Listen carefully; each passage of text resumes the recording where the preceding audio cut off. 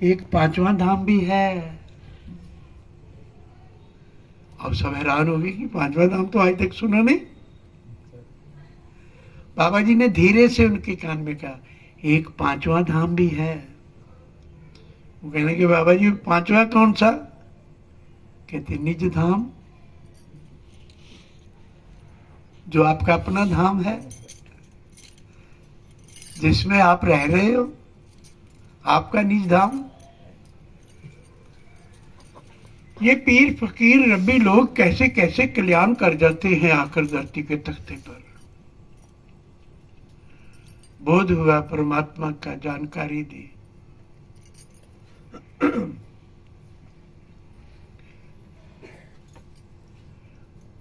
द्वापर में पांडवों ने एक यज्ञ किया।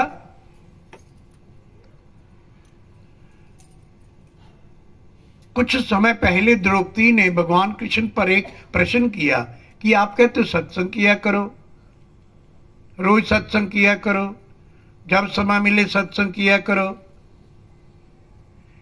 सत्संग करने का लाभ क्या है? क्यों करते हैं सत्संग? बताइए ना। भगवान कृष्ण को पूछ रही। द्रौपदी मुंह बोली बहन भी थी। भगवान कृष्ण कुछ नहीं बोले।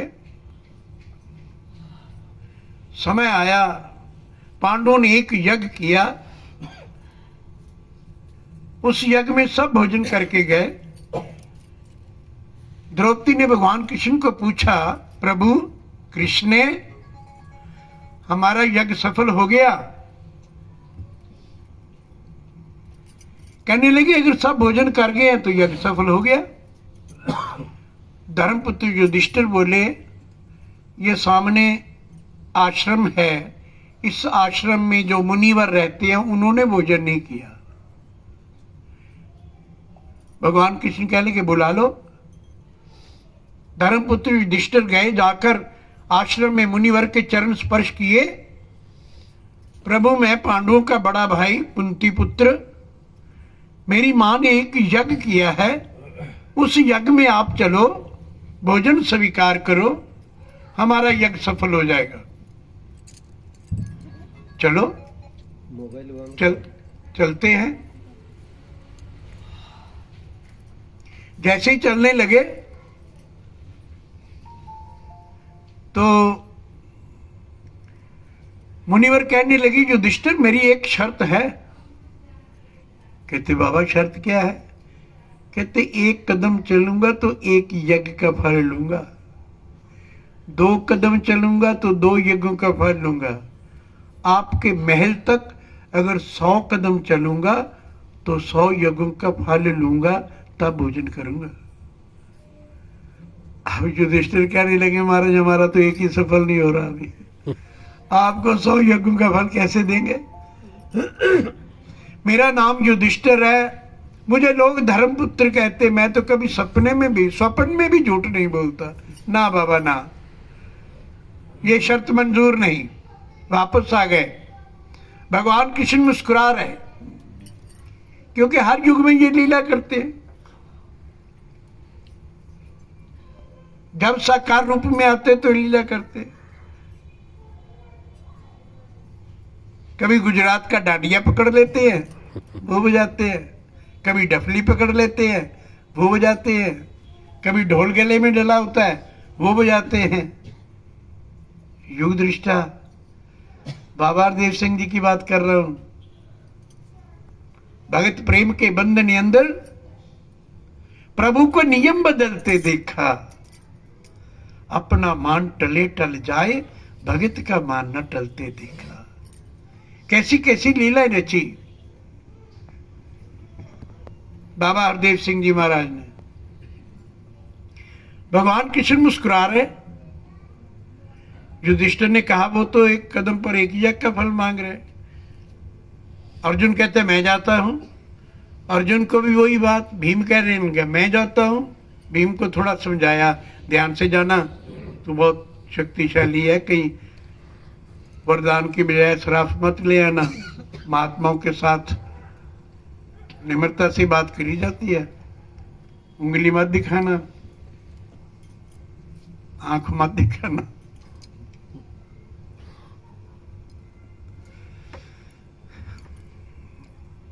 पांचों के पांचों भाई नकल सहदेव भी गए, मुनिवर नहीं माने।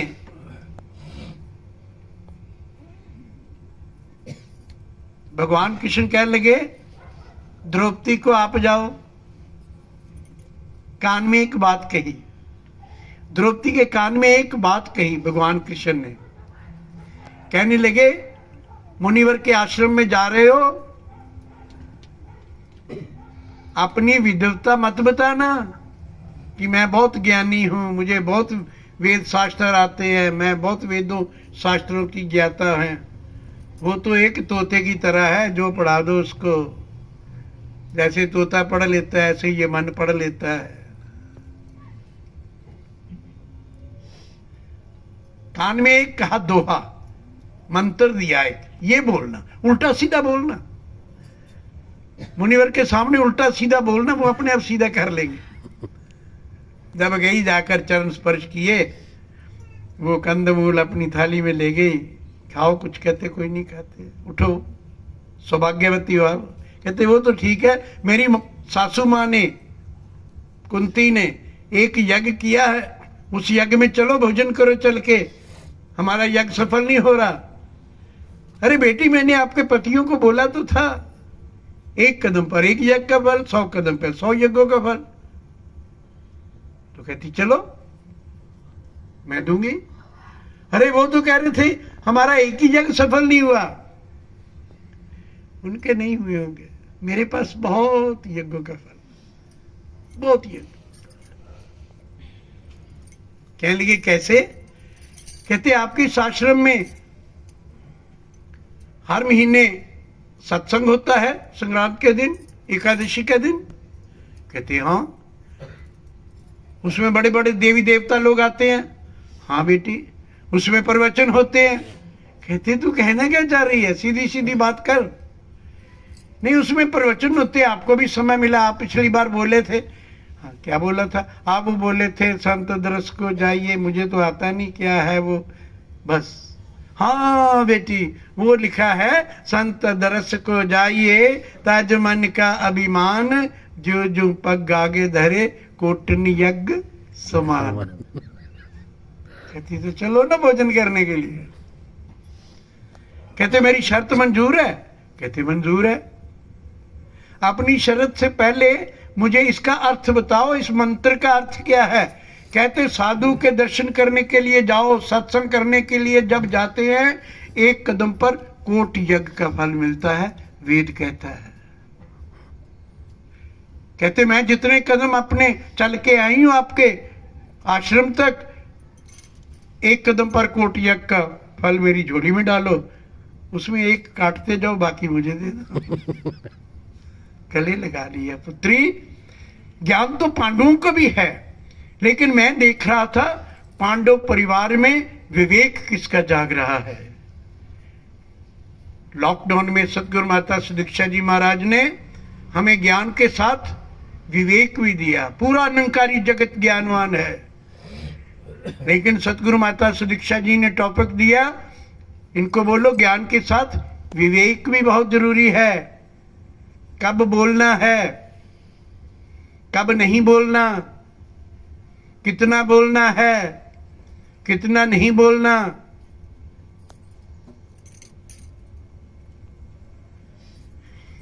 आज से 50 वर्ष पहले बाबा गुरबचन सिंह के युग की बात, सत्संग में दास बैठा हुआ। बाबा गुरबचन सिंह जी ने अपने प्रवचनों में कहा, मां बोलने के लिए तो बच्चे को 2 साल में बोलना सिखा देती है, 2 वर्ष में बच्चा बोलना सीख जाता है, 7-8 वर्ष में तो सब कुछ बोलना सीख जाता है। बेटी है, बेटा है, सब कुछ बोलना सीख जाता है।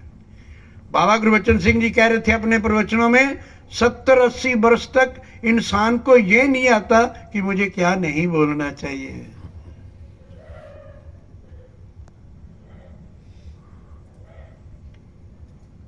एक साधु बाबा एक पेड़ के नीचे बैठा, वहां का राजा, मंत्री और उसका सैनिक तीनों शिकार के लिए निकले अपनी नगरी से बाहर जंगल में। तीनों रास्ता भटक गए, अलग अलग हो गए। घुड़सवार थे तीनों। एक सैनिक उधर से निकला, एक पेड़ के नीचे नेत्रहीन व्यक्ति बैठा था, दिखाई नहीं देता था, सूरदास। सैनिक आकर कहने लगा, वो अंधे, इधर किसी को जाते देखा? अब वो बुजुर्ग कहने लगे, संत कहने लगा, अरे सैनिक, तेरा तो प्रश्न ही गलत है। अंधा भी बोल रहा है और ये भी पूछ रहा है किसी को जाते तो नहीं देखा। अंधा कैसे देखेगा? तुम्हें तो प्रश्न भी नहीं करना आता। इतना ईगो उस सैनिक में, इतना अभिमान। कुछ बुड़बुड़ाया, आगे निकल गया। इतनी देर में एक और घुड़सवार आया, उन्हें आकर बोला, अरे सूरदास, इधर किसी को जाते तो नहीं देखा? अब वो महात्मा कहता है, अरे मंत्री जी, अंधा भी कह रहे हो और ये भी बोल रहे हो कि किसी को जाते नहीं देखा। आपके सैनिक की तरह आपका भी प्रश्न गलत है। वो भी कुछ बुड़बुड़ाया, आगे निकल गया। इतने में एक और घुड़सवार आए, वो भी उधर आ गए। अरे साधु बाबा, अरे सूरदास जी महाराज, इधर किसी को जाते देखा? कहते, राजन, तू भी मंत्री और सैनिक की तरह बोल रहा है, अंधा भी, सूरदास भी बोल रहा है, तो कैसे देखूंगा? तीनों ने कहा, इसको तो दिखाई देता है। सैनिक इकट्ठे हो गए आगे। सैनिक कहते, मुझे तो देख लिया, इसने पहचान लिया। मंत्री कहते, मुझे भी पहचान लिया। राजा कहते, मुझे भी पहचान लिया। चलो पूछते हैं, ये आडंबर कर रहा है, हमारी भोली भाली जनता को ये आडंबर करके पाखंड कर रहा है। चलो लौट कर पूछते हैं। तीनों आए। दूर से सैनिक बोला, अंधे, आपको दिखाई देता है? कहता, मैं तो बाई बर्थ अंधा हूं, पैदा ही अंधा हुआ था, मेरे को तो पैदा होते ही दिखाई नहीं देता था। तो कैसे पहचाना आपने मेरे को? मैं सैनिक हूं। कहते, बेटा, तेरी भाषा से पहचाना। तेरी भाषा में बहुत अहंकार था, अभिमान था कि मैंने सैनिक की वर्दी पहनी हुई है। जब आपके घोड़े की टाप सुनी, टिप टिप टिप टिप, तो मैंने कहा, जब आप बोले तो मुझे पता लग गया कि ये घुड़सवार कोई सैनिक ही होगा, जंगल में भटक गया है। बेटा, तेरी आवाज से पहचाना मैंने। मंत्री जी कहने कि मुझे कैसे पहचाना? कहते, मंत्री जी, आपकी भी आवाज से पहचाना। आपकी आवाज में भी अहम था, अभिमान था। मेरे को आपने ओए सूरदास बोला, आपके भी अंदर अहंकार बोल रहा था कि आपकी भी आवाज से पहचाना। राजा बोले, कहते, मुझे कैसे पहचाना? कहते, आपने मेरे को आकर बोला, सूरदास जी महाराज। मैंने कहा, मैं तो महाराज हूं नहीं, ये महाराज ही होगा जो मुझे महाराज कह रहा है। आपकी भी आवाज से पहचाना। तो क्या संदेश जाता है? ये युग पुरुष बाबा अवतार सिंह जी की बात मैं आपको सुना रहा हूं। अब सतगुरु माता सुदीक्षा जी महाराज है। इनसे पहले सतगुरु माता सुरेंद्र हरदेव जी थे। उनके पहले युगदिष्टा बाबा हरदेव सिंह जी। उनसे पहले युग प्रवर्तक बाबा गुरबचन सिंह जी।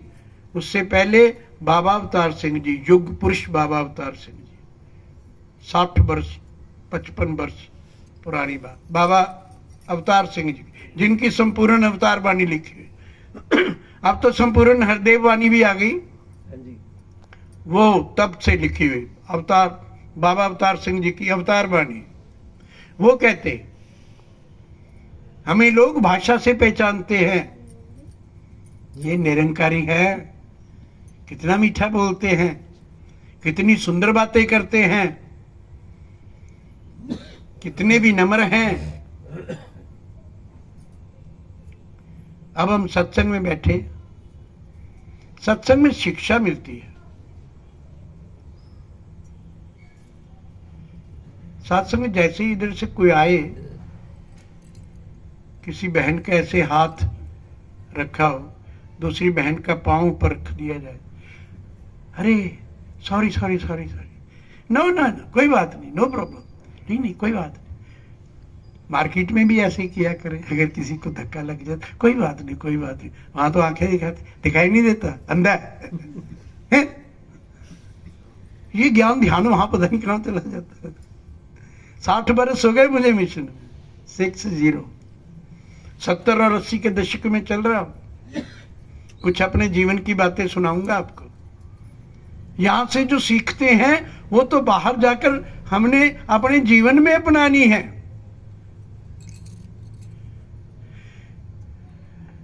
चरणों की तो पूजा हो गई, सतगुरु माता सुदीक्षा जी के आसन पर बिठा दिया, कोई भी बैठे, शबरी शांति बैठे, सुनील जी बैठे, अशोक जी बैठे, कोई बहन, कोई इधर पूजा होगी उनकी, गुरु का आसन है सबकी। सीखें यहां संगत में आकर, जो बात आती है उसको अपने जीवन में उतारना है। ज्ञान लेने के बाद सत्संग में बाजू पकड़कर ऋषि का द्रौपदी अपने यज्ञ में ले गई, यज्ञ में भोजन किया,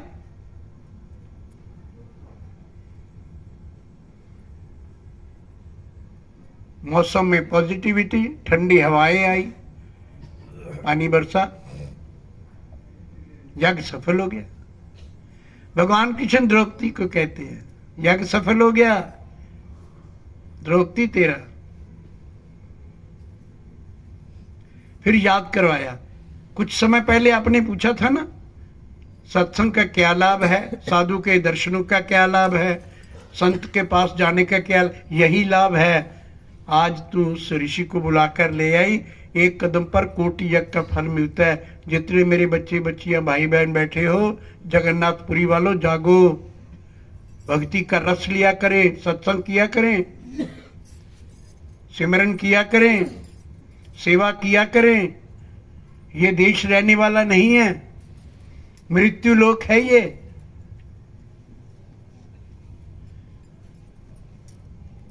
मुझे उधर जाना पड़ा, दिल्ली में किसी के डेथ हो गई थी, उसके दादाजी की डेथ हो गई।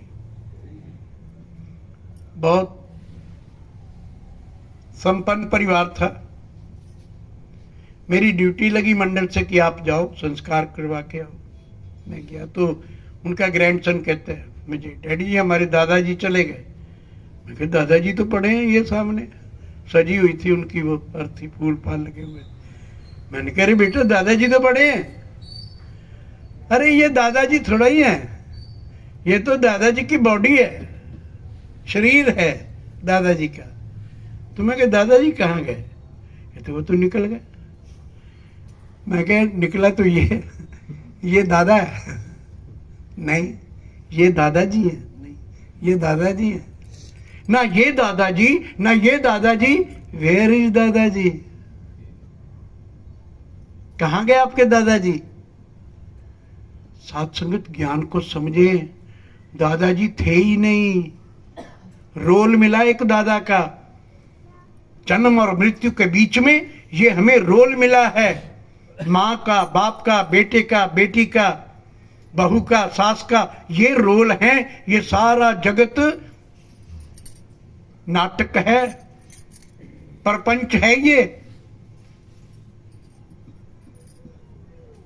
ये रोल मिले जो माँ का, अच्छी माँ बने, धर्म की जय हो जाएगी, अधर्म का नाश हो जाएगा, प्राणियों में सद्भावना हो जाएगी, विश्व का कल्याण हो जाएगा। माँ का रोल सही है। जो अपने बच्चों को ठीक ढंग से नहीं पाल सकती, वो कहाँ की निरंकारी और कहाँ की वो नारी? बच्चों को ठीक ढंग से पाले। जो बाप अपने बच्चों को ठीक ढंग से नहीं पाल सकता, पत्नी का ध्यान नहीं रखता, वो कैसा साधु है? वो कैसा निरंकारी है? धोखा दे रहा है अपने आप को। अच्छे पति बने, अच्छे बेटे बने, अच्छी बहू बने, धर्म की जय हो जाएगी, अधर्म का नाश हो जाएगा। यही ज्ञान है। और ये जो जीवन और मृत्यु के बीच में हमें रोल मिला है, इस रोल को निभाएं। अब मेरा नाम इंद्रजीत शर्मा है, 70 और 80 के दशक में चल रहा हूं। सांसें पूरी हो जाएंगी, यात्रा पूरी हो जाएगी, कहेंगे इंद्रजीत शर्मा जी चले गए। कहेंगे इंद्रजीत शर्मा तो पड़े हैं। अरे ये तो उनकी बॉडी है, शरीर है, इंद्रजीत शर्मा तो निकल गए। अच्छा जो निकला ये इंद्रजीत शर्मा है? नहीं, ना ये इंद्रजीत शर्मा, ना ये इंद्रजीत शर्मा। Where is Indrajit Sharma? ज्ञान को समझें। ये रिश्ते नाते यहीं के हैं। अभी एक महात्मा कह रहे थे, निरंकारी राजपिता जी, रमेश चांदना जी, सतगुरु माता सुदीक्षा जी महाराज ने अपने साथी चेयर लगवा ली, कुर्सी लगवा ली, बैठो यहाँ। निरंकारी राजपिता जी की उपाधि दे दी, चलो दुनिया का कल्याण करते हैं दोनों मिलकर। नौजवान युवा पीढ़ी को साथ ले लिया।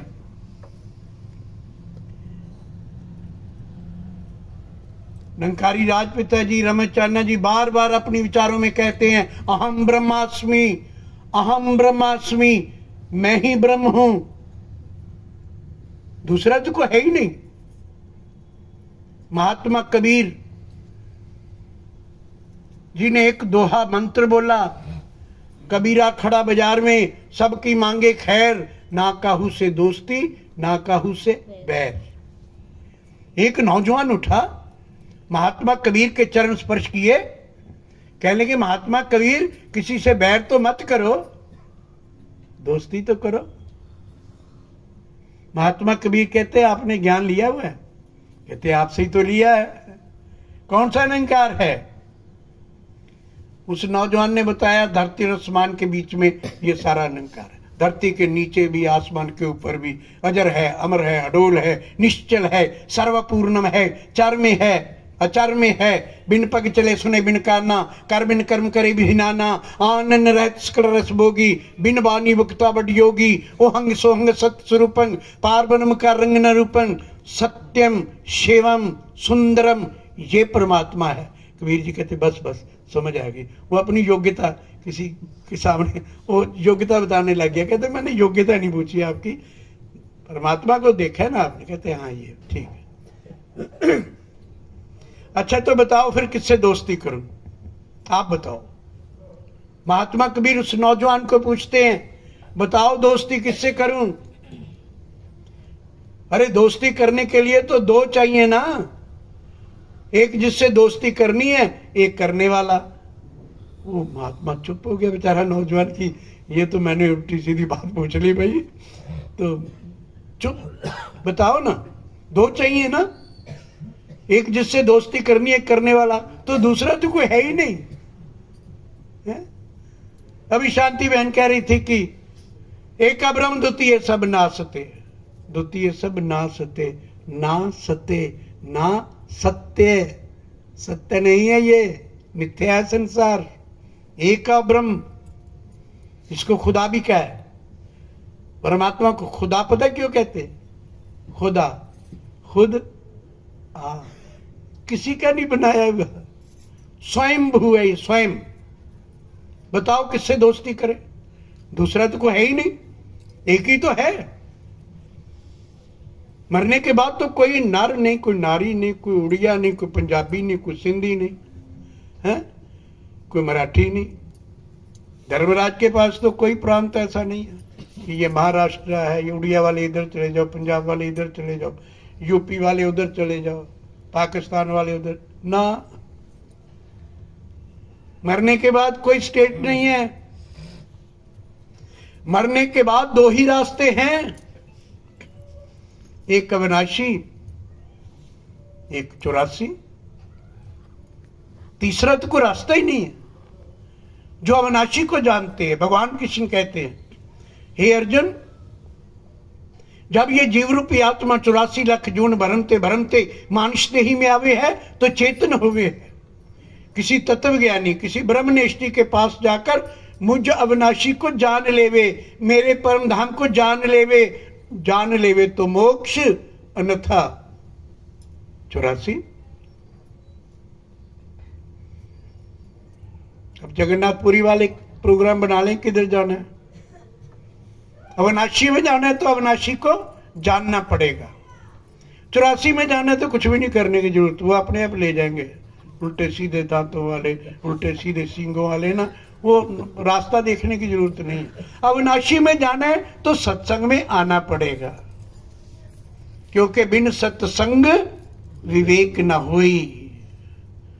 और सत्संग में आकर ज्ञान प्राप्त करे। गुरु बिन भवनिधि तरे न कोई।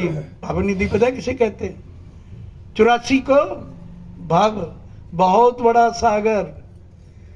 भवनिधि 84 को कहते हैं। गुरु बिन भवनिधि तरहि न कोई, ज्यों वरिंच शंकर सो। ब्रह्मा और शंकर के समान कोई हो नहीं सकता। अगर हो भी जाए तो गुरु के बिना कल्याण नहीं होगा। भगवान राम विष्णु भगवान का अवतार थे, भगवान कृष्ण भगवान विष्णु का अवतार थे। उनको भी गुरु परंपरा निभानी पड़ी। राम कृष्ण ते को बड़ो तीन भी तो गुरु कीन, तीन लोक के नायका गुरु आगे आधीन। दरवाजे को खटखटाया, वशिष्ठ मुनि के दरवाजे को खटखटाया। वशिष्ठ मुनि अंदर से पूछते हैं, कौन? कहते यही तो मैं पूछने के लिए आया हूं कि मैं कौन हूं। भगवान राम, दशरथ के पुत्र, अयोध्या के युवराज, वो कह रहे हैं ये मैं पूछने के लिए आया हूं। ये परिचय नहीं दिया गुरु वशिष्ठ को, ये परिचय नहीं दिया मैं सूर्यवंशी कुल का राजा दशरथ का पुत्र राम बोल रहा हूं, ऐसा परिचय नहीं दिया। बोला मैं यही तो पूछने के लिए आया हूं कि मैं कौन हूं। हम भगवान को राम भगवान को मानने वाले कभी किसी आश्रम का दरवाजा खटखटाया कि मुझे बताओ मैं कौन हूं? जागे, ये देश रहने वाला नहीं है। जितने संत महात्मा देवी देवता लोग बैठे हो, इस आवाज को जितने लोग सुन रहे हैं, ये सुनील जी के घर से छत पर एक निरंकारी संतों ने सत्संग की रूपरेखा बनाई है। यहां से आवाज आ रही है।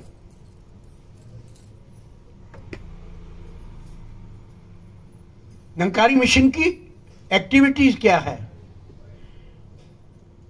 निरंकारी मिशन की गतिविधियां क्या है, निरंकारी मिशन क्या देना चाहता है दुनिया को। अपने अपने घरों में 5 मिनट बैठे ध्यान से सुनना इस बात को। निरंकारी मिशन क्या देना चाहता है। युगदिष्टा बाबा हरदेव सिंह जी महाराज, जो 2016 में 13 मई को अमेरिका कनाडा में कार एक्सीडेंट में जिन्होंने शरीर छोड़ा, वो अपने विचारों में अक्सर कहा करते थे, मातृदेवो भव, पितृदेवो भव, आचार्य देवो भव, अतिथि देवो भव। निरंकारी बाबा हरदेव सिंह जी इस मंत्र का उच्चारण बार बार करते थे सत्संग में। 5-4 मिनट में इसका अर्थ निकालते हैं। मातृदेवो भव, मां जैसी देवी दुनिया में नहीं है।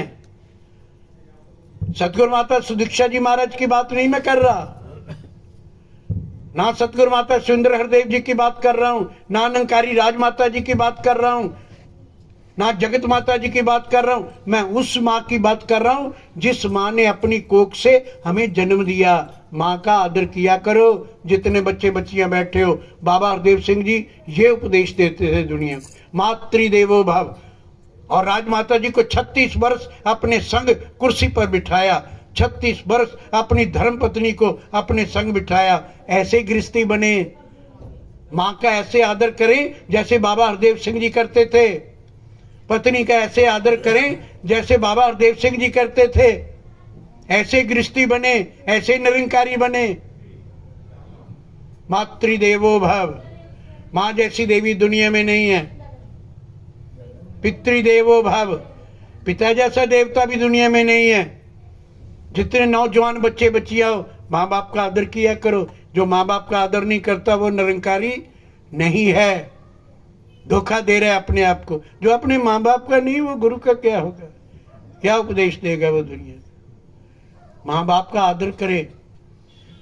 अरे जिस माँ बाप ने पढ़ाया लिखाया, graduate, post graduate, qualified, highly qualified, ना जाने कैसी कैसी डिग्रियां करवाई, वो बेटी माँ को कहती, माँ मत बोला करो, आप मेरी बात नहीं समझते। मेरे फ्रेंड्स मेरे साथ होते हैं, आप बोलते हो मत बोला करो, आपको मेरी बात समझ नहीं आती। माँ भी धीरे से बोलती है, हाँ बेटी, जब तू 2 मंथ की थी ना, मेरे दोनों हाथों में आ जाती थी, तब तो मैं तेरी सारी बातें समझती थी। अब तेरे को बोलना आ गया, कहाँ समझ आएगी मुझे तेरी बात। कितनी पीड़ा होती है जब माँ बाप के लिए बच्चे ऐसा बोलते हैं। ये निरंकारी मिशन की एक्टिविटीज, निरंकारी मिशन की ये गतिविधियां, अच्छे गृहस्थी बने। जो अच्छा गृहस्थी नहीं वो अच्छा संत नहीं। वेद कहते हैं, राजन में राजा, योगन में योगी, गृहस्थन में बड़ो गृहस्थी और भोगन में भोगी। 4 योग्यताएं होती हैं ब्रह्मज्ञानी के अंदर।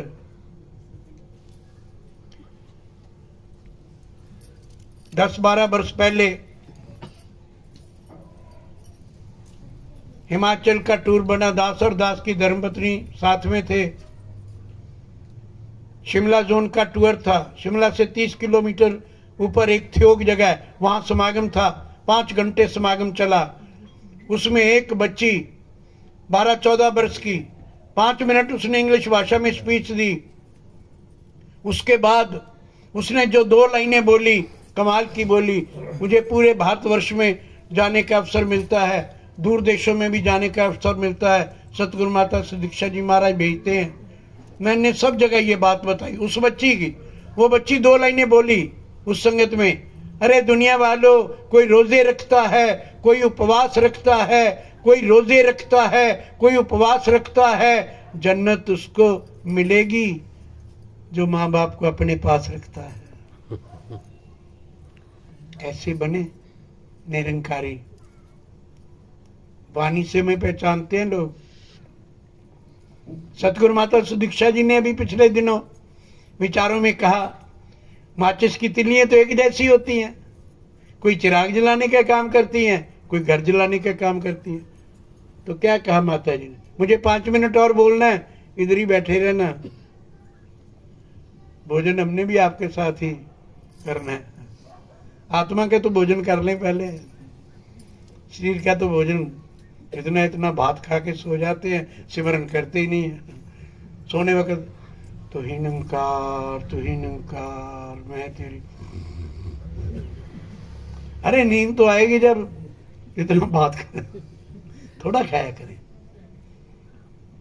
अल्प आहार सहज सी निंद्रा, भोजन कम किया करें, सोया भी कम करें, बोला भी कम करें। ये भक्ति के गुण हैं, साधु के गुण हैं। ब्रह्मज्ञानी के अंदर ये योग्यता होती है, अल्प आहार सहज सी निंद्रा। जीने के लिए खाएं बस, जितना ले, बाद में गैस ही होगी, थोड़ा खाए। वेदों की बातें बता रहा हूं मैं ये आपको। 100 काम छोड़ के भोजन कर लिया करें, 100 काम। जब भोजन का वक्त हो ना, 100 काम छोड़ दो। ठीक टाइम भोजन करेंगे, कोई गैस वैस नहीं होगी। 1000 काम छोड़ के स्नान के वक्त स्नान, जिस्म ठीक रहेगा। क्योंकि ये तन मन धन किसका है? सतगुरु का है, परमात्मा का। इसकी देखरेख करें ना, इसका सदुपयोग करें ना, क्यों दुरुपयोग करते हैं? सचमुच की बातें हैं और ये कहानी घर घर की है। चलो ये तो शरीर की बात हो गई। ठीक टाइम भोजन, ठीक टाइम नहाना। आत्मा को भी भूख लगती होगी, इसके अंदर एक आत्मा भी है, उसको भी भूख लगती होगी। उसकी भूख क्या है? अभी एक बच्ची रो रो के कह रही थी कि सत्संग मिले, सत्संग मिले। ये आत्मा की भूख है। आत्मा बोल रही थी कि मुझे सत्संग में मेरी आत्मा को खुराक मिलती है, मुझे ब्रह्म ज्ञानी का भोजन ज्ञान। वेद कहता है ब्रह्म ज्ञानियों का भोजन ज्ञान की बातें। अभी आपको भोजन मिल रहा है, सब आत्मा को तृप्त हो रही है। आत्माएं, आत्मा को अच्छा लग रहा है, एनर्जी मिल रही है। अध्यात्मिक एनर्जी मिल रही है। महलों को छोड़कर नंगे पांव भाग आती थी। रविदास बाबा की झोंपड़ी में मीरा, जो विश्व प्रसिद्ध, राजस्थान का नाम रोशन किया, मां मीरा, रविदास बाबा की झोंपड़ी में गुरु जी के पास आकर कहती थी, आप जूते सिलने का काम करते हो, मैं आपको धागे बना बना के देती हूँ जूते सिलने वाले, आप मुझे प्रवचन सुनाओ। ये आत्मा का भोजन। जितने मेरे बच्चे बच्चियां भाई बहन बैठे हो, जब सत्संग का टाइम हो ना, 100 काम छोड़ दो, आत्मा को भोजन दो। यहां आत्मा के भोजन के वक्त सारे काम छोड़ दो। वेद कहता है, मैं वेदों के मंत्रों का अर्थ बता रहा हूं आपको। मुझे कोई बहुत वेदों के मंत्र पढ़ के अपने आप को प्रकांड पंडित नहीं सिद्ध करना। क्या समझ आएगा अगर मैं बोल भी जाऊंगा मंत्रों में तो। और 1000 काम छोड़ के आत्मा का स्नान, आत्मा का भी स्नान होता है। 1000 काम छोड़ के आत्मा का स्नान। आत्मा का स्नान कब होता है? बड़ी संगत सुनी जी कब होती है? इतवार को। हाँ, ब्रह्मपुरी भी होती है, इधर भी होती है। आत्मा के स्नान भवन में, जब भवन की संगत हो तो भवन में जाकर करो, वो आत्मा का स्नान है। जब बड़ी संगत इधर होती है तो उस बड़ी संगत में आओ, आत्मा का स्नान होता है। सत्संग बहुत जरूरी है। सत्संग की आधी घड़ी, सिमरन वर्ष 50, बरखा बरसी 1 घड़ी, रहट चले 12 मास। सत्संग किया करें, सत्संग। जैसे जैसे सत्संग करेंगे हमारा आत्मक बल बढ़ेगा, मनोबल बढ़ेगा। माँ बाप का आदर किया करें। बस एक बात मैंने और करनी है। बाबा हरदेव सिंह जी, एक बार मुझे 29-30 बरस स्टेज चलाने का समय मिला बाबा हरदेव सिंह के युग में। बाबा जी एक बार विचार में कह रहे थे, पहले तो माँ बाप आते थे, आकर कहते थे कि 2 बेटों की शादी करी, तीसरे बेटे की शादी करी, बहू ने आकर घर को नर्क बना दिया, इतनी मन मर्जी, ये वो। बाबा जी अपनी इतवार की विचार में कह रहे हैं, 60, 70, 80 हजार संगत बैठी हुई, इतवार की बड़ी संगत। कहते पहले तो माँ बाप आते थे, कहते थे बच्चों ने बहुत परेशान कर दिया, घर में लड़ाई झगड़ा, एक दूसरे से बात नहीं करती बहुएं बेटे। बात करते करते बाबा जी कहने लगे, आजकल बुजुर्ग नहीं आते, आजकल बच्चे आते हैं। आकर कहते हैं, बाबा जी माँ पिताजी बहुत लड़ते रहते हैं घर में ना, पता नहीं क्या, रात के 10-10, 11-11 बज जाते हैं, कभी कप तोड़ते हैं, कभी प्लेट तोड़ते हैं, पता नहीं इतनी आयु होगी अभी भी लड़ते हैं। बाबा हरदेव सिंह जी विचारों में कह रहे कि जब आदमी को गुस्सा आता है ना, उसको ये भी लज्जा नहीं आती, मेरी बेटी सामने है, मेरी बहू सामने है, पड़ोसी सुन रहे हैं, मेरी माँ सामने है, अबा तबा बोलता रहता है, क्रोध में अंधा हो जाता है, पता नहीं कहाँ ब्रह्म ज्ञान चले जाता है, छिन्न भिन्न हो जाता है। 10 बरस हो गए ज्ञान लिए, 20 बरस हो गए, अभी भी आंखों में क्रोध वैसा, क्रोध की ज्वाला वैसी है। तो ज्ञान का असर क्या हुआ? हम बच्चों से ये उम्मीदें करते हैं, बेटी लायक हो, बेटा लायक हो, बहू लायक हो, पत्नी लायक हो। माँ पिता को भी तो संवरना पड़ेगा, माँ पिता को भी तो उंगली कम घुमानी पड़ेगी। अब नहीं घुमानी उंगली, अरे जो हो रहा है कर ले। सुबह उठ के ये टावल पड़ा है, ये लोटा नहीं उठाया, ये कटोरा नहीं उठाया, आप उठा लो। बहू बोले ना, आप उठा लो।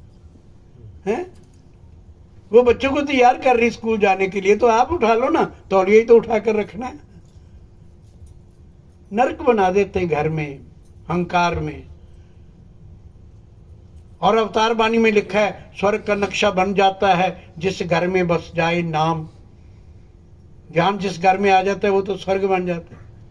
इधर बोलते हैं, अभी बोलेंगे, तेरा रूप है संसार, तो बहू का रूप नहीं है इसका, सासू मां का रूप नहीं है इसका, पड़ोसी का रूप नहीं है इसका।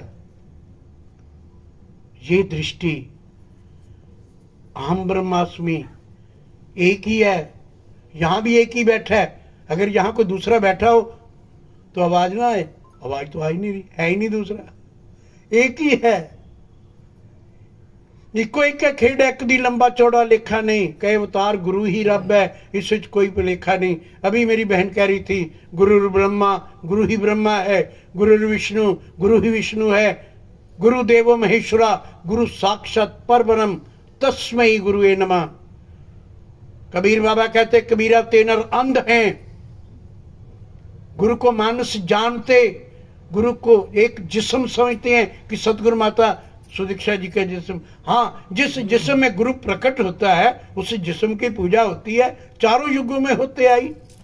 गुरु पूजा जुग चारे हुई, चारों युगों से गुरु की पूजा होती आई है। सतगुरु माता सुदीक्षा जी भी पूरे संसार में पूजा होगी।